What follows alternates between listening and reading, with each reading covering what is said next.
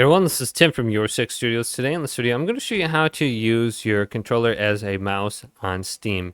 And this is very easy to do. You can even use this when you're out of Steam, as long as you have it opened up in the background and it's running. So what you want to do is just simply go up to the top left and go to settings. So I can use my controller now. I'm using the right thumbstick.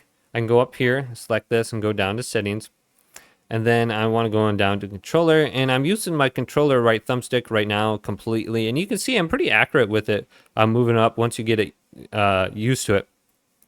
But under controller, let's go back to this and then just select this. You want to go to the option for desktop layout way here at the bottom, and you want to edit this. Now you do have the option to hold down the PlayStation button or the Xbox button, and then you can move the right thumbstick around, and it'll also give you the option to toggle this on or off. So you can go to guide button layout right here, and you can see if I hold down the PlayStation button now, I'm able to use it in the big picture mode menu. And this is this screen right here. And then I can go to edit layout, and I can select this. And I want to go to the recommended layout and just apply this. And when I go to this now, I can see if I press the PlayStation button or the Xbox button down, it will give me control to use my controller as a mouse. So you can see the right stick is the joystick mouse, and I can right click on my trigger to be like a mouse click.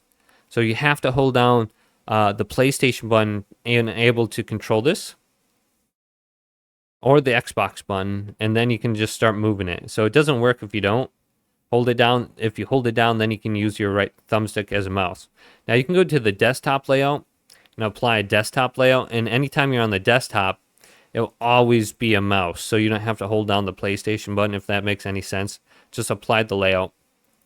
But once you get into the big picture mode menus, like when I open up one of these things, it won't allow you to use it. So you're going to have to hold down the PlayStation button if you turn on the desktop mode, and then you can use it in these menus.